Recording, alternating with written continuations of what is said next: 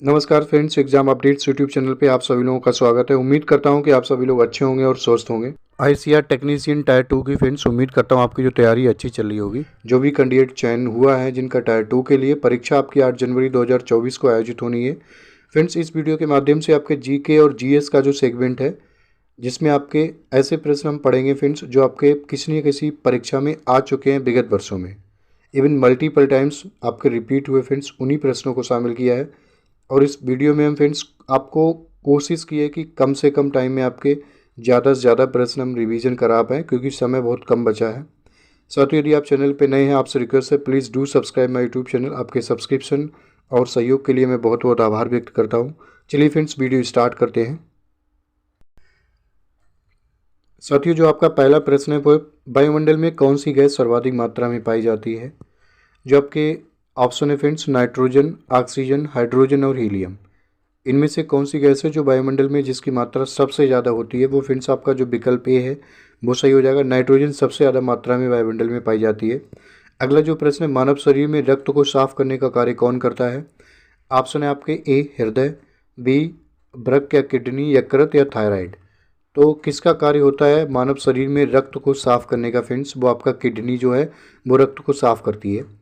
Option जो B है विकल्प वो सही हो जाएगा। अगला जो प्रश्न है आपका, पित्त कहाँ से स्रावित होता है। मानव शरीर में जो पित्त है वो कहाँ से, किस अंग से स्रावित होता है। ऑप्शन है आपके ए है पित्ताशय से, यकृत से, छोटी आंत से या लीवर से। जो प्रश्न तीसरा है फ्रेंड्स, आपका जो सही आंसर हो जाएगा विकल्प डी। जो पित्त है वो लीवर से स्रावित होता है, लीवर से बहता है। निम्न में से योग के प्रणेता कौन थे। योग के मतलब जन्मदाता कौन थे। आपका जो ऑप्शन है ए है बाणभट्ट, पतंजलि, आर्यभट्ट या इनमें से कोई नहीं। जो सही ऑप्शन है फ्रेंड्स, आपका जो सही जवाब है इसका पतंजलि। पतंजलि को योग का प्रणेता कहा जाता है। अगला जो प्रश्न है आपका, महर्षि गौतम का संबंध किस भारतीय दर्शन से है। महर्षि गौतम का संबंध किस भारतीय दर्शन से है। न्याय से, योग से। देखो, योग से तो नहीं हो सकते, अभी हमने पढ़े योग से पतंजलि थे, सांख्य और वैशेषिक। तो जो महर्षि गौतम थे महर्षि, इनका संबंध, आपका जो प्रश्न पांचवा है फ्रेंड्स, इनका संबंध था न्याय। जो पहला ऑप्शन है न्याय से, विकल्प ए है वो सही हो जाएगा। अगला जो प्रश्न है, संस्कृत भाषा का पहला व्याकरणकर्ता कौन था। संस्कृत भाषा का पहला व्याकरणकर्ता कौन सा, ये जो ऑप्शन है कल्हड़ होना चाहिए यहाँ पे, कल्हड़। जो दूसरा है कालिदास, पाणिनि या मैत्रेय। जो इसका सही आंसर है फ्रेंड्स वो आपका पाणिनि। पाणिनि को संस्कृत का विद्वान कहा जाता है और जिनका बहुत फेमस ग्रंथ है संस्कृत का अष्टाध्यायी।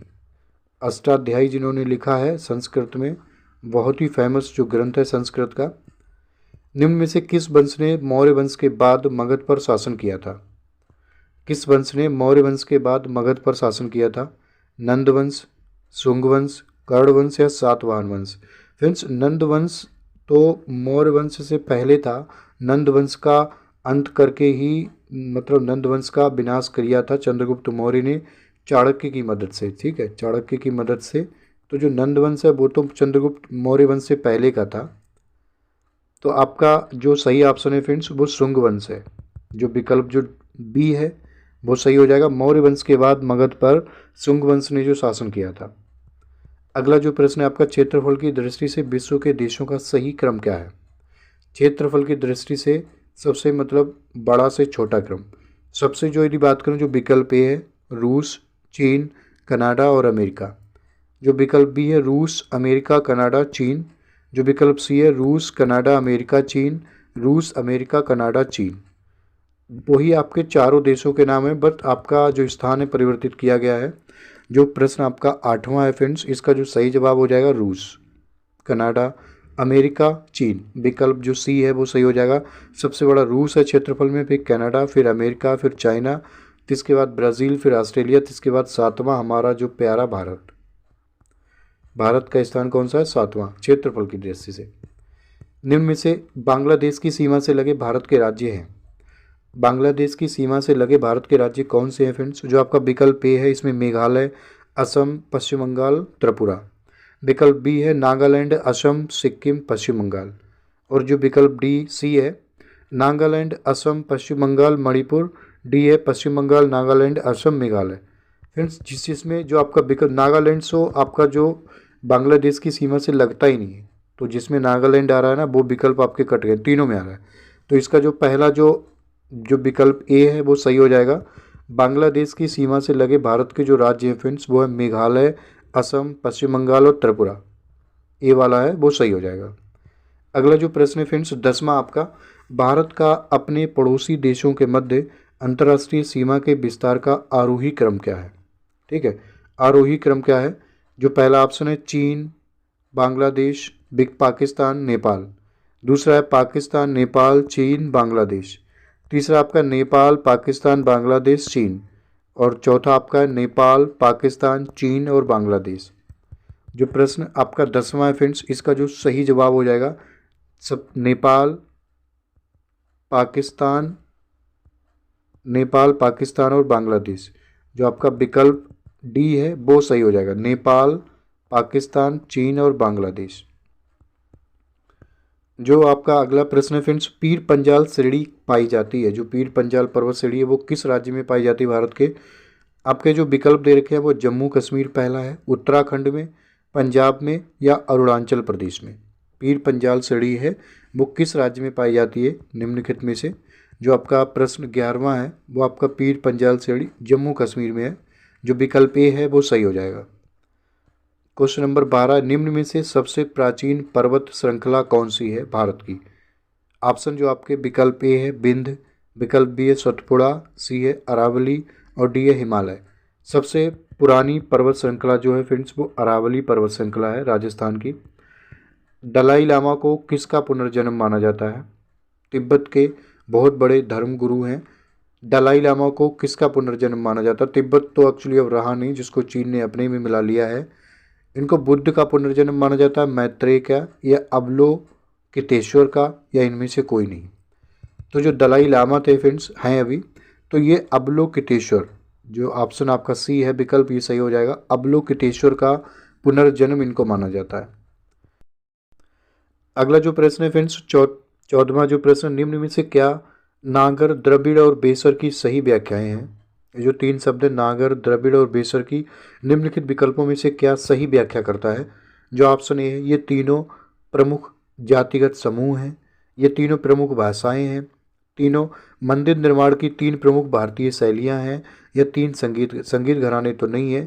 फ्रेंड्स जो इसका जो ऑप्शन सही हो जाएगा सी, ये नागर, द्रविड़ और बेसर ये क्या है, ये तीनों मंदिर निर्माण की भारत की प्रमुख शैलियां हैं। अगला जो प्रश्न है आपका, भारत का सबसे बड़ा मंदिर कौन सा है फ्रेंड्स। जो सबसे बड़ा मंदिर है भारत का, आपके ऑप्शन है रंगनाथ स्वामी मंदिर, मीनाक्षी मंदिर, अंकोर वाट मंदिर, तिरुपति बालाजी मंदिर। तो इसका जो सही ऑप्शन हो जाएगा फ्रेंड्स, जो सही विकल्प है प्रश्न 15 का फ्रेंड्स, वो आपका रंगनाथ स्वामी मंदिर है। हमारे देश का सबसे बड़ा मंदिर है रंगनाथ स्वामी मंदिर, विकल्प ए है सही हो जाएगा। अगला जो प्रश्न है, भारतीय कथाओं के अनुसार धूम्रवर्ण किसका अवतार माना जाता है। जो धूम्रवर्ण है, धूम्रवर्ण किसका अवतार माना जाता है भारतीय कथाओं के अनुसार। जो आपके विकल्प हैं, ए है विष्णु का, बी इंद्र का, सी शिव का और डी गणेश का। जो प्रश्न 16 है फ्रेंड्स, इसका जो सही जवाब होगा फ्रेंड्स वो आपका धूम्रवर्ण जो है गणेश जी का अवतार माना जाता है। अगला जो प्रश्न है आपका क्वेश्चन नंबर 17, चपचार चूट त्यौहार, चपचार कूट त्यौहार जो है किस प्रदेश में मनाया जाता है, किस राज्य में मनाया जाता है हमारे देश में। जो ऑप्शन है आपके मिजोरम, बी है असम, सी है सिक्किम और डी कर्नाटक। तो चपचार कूट त्यौहार जो है वो किस राज्य में मनाया जाता है फ्रेंड्स, वो आपका मिजोरम में मनाया जाता है। ऑप्शन जो ए है वो सही हो जाएगा। भारत में पंचवर्षीय योजना का नमूना किसके द्वारा बनाया गया था। अगला जो प्रश्न है, भारत में पंचवर्षीय योजना का जो मॉडल है किसके द्वारा बनाया गया था। जो आपके विकल्प है, ए नाबार्ड के द्वारा, विकल्प बी है राष्ट्रीय विकास परिषद के द्वारा, विकल्प सी है वित्त आयोग के द्वारा और डी है योजना आयोग के द्वारा। जो आपका सही फ्रेंड्स हो जाएगा, सही उत्तर हो जाएगा इसका राष्ट्रीय विकास परिषद के द्वारा पंचवर्षीय योजना का नमूना बनाया गया था। अगला जो प्रश्न है, भारत में आर्थिक सर्वेक्षण सरकार के स्तर पर कौन प्रकाशित करता है। भारत में जो आर्थिक सर्वेक्षण है, आर्थिक सर्वेक्षण की रिपोर्ट सरकार के स्तर पर कौन प्रकाशित करता है निम्नलिखित में से। जो आपके ऑप्शन है, बी है नीति आयोग, बी है RBI reserve bank of India, या फिर आपका वित्त मंत्रालय, या फिर इनमें से कोई नहीं। देखो जो आपका मतलब सरकार के स्तर पर आर्थिक सर्वेक्षण रिपोर्ट जो जारी करता है वो आपका वित्त मंत्रालय करता है। जो विकल्प सी है वो सही हो जाएगा। अगला जो प्रश्न है फ्रेंड्स, निम्न में से किसने भारत में सर्वप्रथम प्रति व्यक्ति आय का आकलन किया था।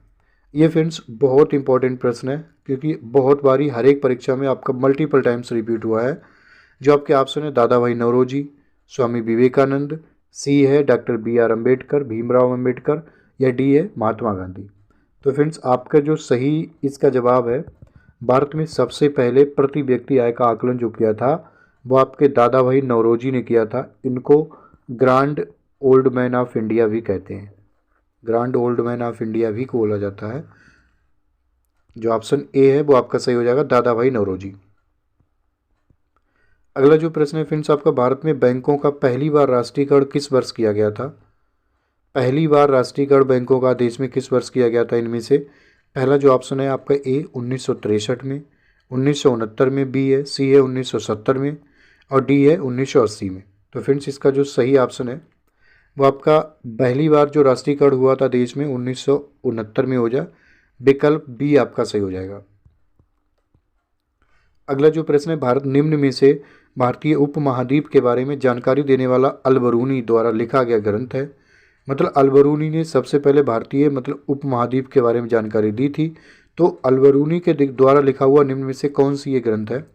ऑप्शन ए है किताबुल हिंद, ऑप्शन बी है किताबुल भारत, सी है किताबुल हिंद पुस्तकुल हिंद, और डी है पुस्तकुल भारत। इन दोनों में पुस्तक लगा दिया है, लेकिन ये किताब है उल। तो आपका जो देखो नाम से, इनके नाम से स्पष्ट हो रहा, जो पहला जो ऑप्शन है ए किताबुल हिंद, ये आपका सही है। किसके द्वारा लिखी गई किताब है, अल-बरूनी के द्वारा। अगला जो प्रश्न है आपका, भारत के दक्कन के पठार पर बेसाल्ट निर्मित लावा शैलों का निर्माण किस युग में हुआ है। जो भारत के दक्कन के पठार पर बेसाल्ट निर्मित लावा शैलों का जो निर्माण हुआ है फ्रेंड्स, वो किस युग में हुआ है। जो आपका ऑप्शन है क्रेटेशियस युग में, बी आपका मायोसीन युग में, डी आपका कार्बोनीफेरस युग में, और सी डी है आपका इनमें से कोई नहीं। ए क्रेटेशियस युग में, बी मायोसीन युग में, सी कार्बोनीफेरस युग में, डी इनमें से कोई नहीं। तो आपका जो बेसाल्ट निर्मित लावा शैलों का जो निर्माण हुआ है दक्कन के पठार में, वो आपका फ्रेंड्स क्रेटेशियस युग में हुआ है, क्रेटेशियस युग में हुआ है, क्रेटेशियस युग में। जो आपका ऑप्शन ए है वो सही हो जाएगा। अगला जो प्रश्न है आपका, भारत के किस राज्य में मानसून सबसे पहले होता है। भारत का कौन सा राज्य है निम्नलिखित में से जहाँ पे मानसून सबसे पहले आता है। फ्रेंड्स जो आपके ऑप्शन है, विकल्प ए है पश्चिम बंगाल में, विकल्प बी है केरल में, या सी है असम में, या फिर डी महाराष्ट्र में। देखो चारों राज्य ऐसे हैं जो काफ़ी मिलते जुलते हैं समुद्र के किनारे। तो आपका जो इनमें से जो सही है फ्रेंड्स, मानसून सबसे पहले भारत में जो आता है फ्रेंड्स, प्रश्न नंबर जो 24 है इसका जो सही हो जाएगा केरल में। जो बी ऑप्शन है वो सही हो जाएगा, केरल में सबसे पहले मानसून आता है। अगला जो प्रश्न है फ्रेंड्स आपका, भारत की सर्वाधिक वर्षा मुख्यतः प्राप्त होती है। भारत को सर्वाधिक वर्षा मुख्यतः प्राप्त होती है किस मानसून से। तो जो आपके प्रश्न के आंसर हैं फ्रेंड्स, मतलब आपके ऑप्शन है दक्षिण पश्चिम मानसून से, उत्तर पूर्व मानसून से, संवहनिक वर्षा से, उपरोक्त सभी से। भारत में सर्वाधिक जो वर्षा जो होती है वो निम्नलिखित में से किस मानसून द्वारा होती है। जो क्वेश्चन नंबर 25 का जो सही ऑप्शन हो जाएगा दक्षिण पश्चिम मानसून से। जो ऑप्शन ए है विकल्प ए सही हो जाएगा, दक्षिण पश्चिम मानसून से सबसे ज़्यादा वर्षा होती है। बौद्ध धर्म से संबंधित देवनी मोरा स्तूप किस प्रदेश में है। ये भारत के किस राज्य में है देवनी मोरा स्तूप, ये किससे संबंधित है, बौद्ध धर्म से, बट किस राज्य में है। आपके जो ऑप्शन है राजस्थान, बी मध्य प्रदेश, सी अरुणाचल प्रदेश, डी गुजरात। तो जो देवनी मोरा स्तूप है फ्रेंड्स बौद्ध धर्म से संबंधित, ये फ्रेंड्स आपके है गुजरात राज्य में। जो ऑप्शन डी है वो सही हो जाएगा, विकल्प गुजरात में है देवनी मोरा स्तूप, जो किससे संबंधित है, बौद्ध धर्म से। अगला जो प्रश्न है फ्रेंड्स आपका, निम्न में से कौन सा स्थान जैन धर्म से संबंधित है। कौन सा जो स्थान है वो जैन धर्म से संबंधित है। ऑप्शन आपके ए है श्रवण बेलगोला, बी पालीताना, सी आपका खंडगिरी, डी रत्नागिरी। तो फ्रेंड्स आपका जो सही आंसर हो जाएगा इसका 27 का रत्नागिरी जो ऑप्शन है, रत्नागिरी जो उत्तर है जो आपके जैन धर्म से संबंधित है, एंशियंट हिस्ट्री से है क्वेश्चन। और आपका इसके बाद अगला जो प्रश्न है, जब तमिलनाडु में पोंगल मनाया जाता है, पोंगल कहाँ का त्यौहार है? तमिलनाडु का। तो उत्तर भारत में कौन सा त्यौहार मनाया जाता है? तो उत्तर भारत में कौन सा त्यौहार मनाया जाता है निम्नलिखित में से जब तमिलनाडु में पोंगल मनाया जाता है? जो सही ऑप्शन है जो आपके ऑप्शन है फ्रेंड्स, मकर संक्रांति, दिवाली, होली या बैसाखी। ठीक है, पोंगल जब तमिलनाडु में मनाया जाता है उसी टाइम उत्तर भारत में फ्रेंड्स आपका मकर संक्रांति जो है वो मनाई जाती है। जो आपका सही ऑप्शन है ए है वो सही हो जाएगा, मकर संक्रांति। अगला जो प्रश्न है आपका, निम्न में से किसके द्वारा जनसंख्या का सिद्धांत दिया गया था? 29 प्रश्न है, निम्न में से किसके द्वारा जनसंख्या का सिद्धांत दिया गया था? इकोनॉमिक्स से जॉन मेनार्ड किन्स द्वारा, एडम स्मिथ के द्वारा, कॉल मैक्स के द्वारा या मॉलथुस के द्वारा? मॉलथुस के द्वारा। जो आपका सही आंसर हो जाएगा फ्रेंड्स, प्रश्न जो आपका 29 है वो आपका जनसंख्या का सिद्धांत दिया गया था विकल्प डी, मालथुस के द्वारा, मालथुस के द्वारा। अगला जो प्रश्न, निम्न में से कौन सा प्रत्यक्ष कर है? निम्न में से कौन सा प्रत्यक्ष कर है? डायरेक्ट टैक्स, कस्टम ड्यूटी आपका जो ऑप्शन है पहला, बी है एंटरटेनमेंट टैक्स, इनकम टैक्स या फिर GST, goods and services tax. तो कौन सा ऐसा आपका है जो प्रत्यक्ष कर है, जो मतलब डायरेक्ट हम पे लगाए जाते हैं और हम ही उनका मतलब पे करते हैं? तो जो आपका प्रत्यक्ष कर हो जाएगा वो आपका फ्रेंड्स प्रश्न आपका 30 का फ्रेंड्स आपका जो इनकम टैक्स है। बाकी ये सारे हैं अप्रत्यक्ष कर हैं जो इनडायरेक्टली हमसे वसूले जाते हैं बट हम पे लगाए नहीं जाते हैं। निम्न में से किसने अर्थशास्त्र को धन का विज्ञान कहा था? अर्थशास्त्र को धन का विज्ञान निम्नलिखित में से किस व्यक्ति ने बोला था? जो आपके ऑप्शन है friends, Adam Smith, Keynes, Marshall या फिर इनमें से कोई नहीं। जो सही ऑप्शन हो जाएगा, सही आंसर है फ्रेंड्स इसका क्वेश्चन नंबर 30 का एडम स्मिथ ने बोला था। एडम स्मिथ ने अर्थशास्त्र को धन का विज्ञान कहा था। एडम स्मिथ विकल्प ए है वो सही हो जाएगा। अगला जो प्रश्न है फ्रेंड्स आपका, लॉरेंज कर्व क्या दर्शाता है? रोजगार, मुद्रास्फीति, आय वितरण या इनमें से कोई नहीं। ये इकोनॉमिक्स से रिलेटेड प्रश्न है। लॉरेंज कर्व क्या दर्शाता है फ्रेंड्स?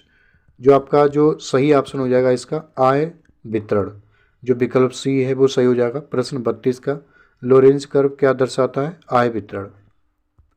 अगला जो प्रश्न, निम्नलिखित में से किस अम्ल का प्रयोग सीसा संचायक बैटरी में किया जाता है? किस अम्ल का प्रयोग सीसा संचायक बैटरी में किया जाता है? जो ऑप्शन है आपके, ए है एसिटिक अम्ल, सी आपका बी जो है सल्फ्यूरिक अम्ल H2SO4 और सी आपका हाइड्रोक्लोरिक अम्ल ऑक्सैलिक अम्ल। ठीक है, तो सल्फ्यूरिक अम्ल है आपका, ये आपका सही हो जाएगा H2SO4। हाइड्रोक्लोरिक अम्ल, ठीक है, HCl इनका नहीं, ये जो ऑप्शन है आपका सी वाला जो है वो सही हो जाएगा। सल्फ्यूरिक अम्ल का प्रयोग जो है सीसा संचायक बैटरी में किया जाता है, विकल्प बी। अगला जो प्रश्न है, शुद्ध जल का क्वथनांक फ़ारेनहाइट स्केल पर कितना होता है?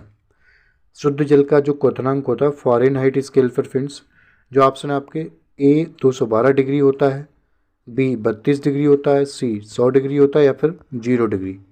तो फ़ारेनहाइट पैमाने पर जो शुद्ध जल का जो क्वथनांक है फ्रेंड्स वो आपका 212 डिग्री होता है। जो विकल्प ए वाला है, विकल्प ए वो सही हो जाएगा, 212 डिग्री। शुद्ध जल का क्वथनांक फ़ारेनहाइट स्केल पर कितना होता है? 212 डिग्री। अगला जो प्रश्न है, निम्न में से किस में विटामिन ए का सर्वाधिक मात्रा में पाई जाती है? विटामिन ए मछली में, गाजर में, प्याज में, हरी सब्जियों में। ठीक है, तो आपकी विटामिन ए वैसे देखा जाए तो सबसे ज़्यादा, बट इन ऑप्शन में जो है वो आपका गाजर में पाई जाती है। इवन आपकी अंडे में सबसे ज़्यादा पाई जाती है, एग्स में। गाजर में है विटामिन ए सबसे ज़्यादा पाई जाती है। तो फ्रेंड्स ये आपके कुछ महत्वपूर्ण प्रश्न थे जो आपके जीके जीएस सेगमेंट के लिए महत्वपूर्ण रहने वाले हैं। इसी क्रम में फ्रेंड्स आपका जो अन्य भी वीडियो हैं जीके जीएस के लिए, आप वहाँ से वो भी वीडियो देख सकते हैं हमारे चैनल पे जाके। आपको आई होप कुछ ना कुछ मदद मिलेगी आपकी जो टायर 2 की परीक्षा है 8 जनवरी 2024 को। साथियों आपसे रिक्वेस्ट है, आपसे अनुरोध है, please do subscribe my YouTube channel. आपके सब्सक्रिप्शन और सहयोग के लिए मैं बहुत बहुत आभारी हूँ। नमस्कार, जय हिंद, जय भारत।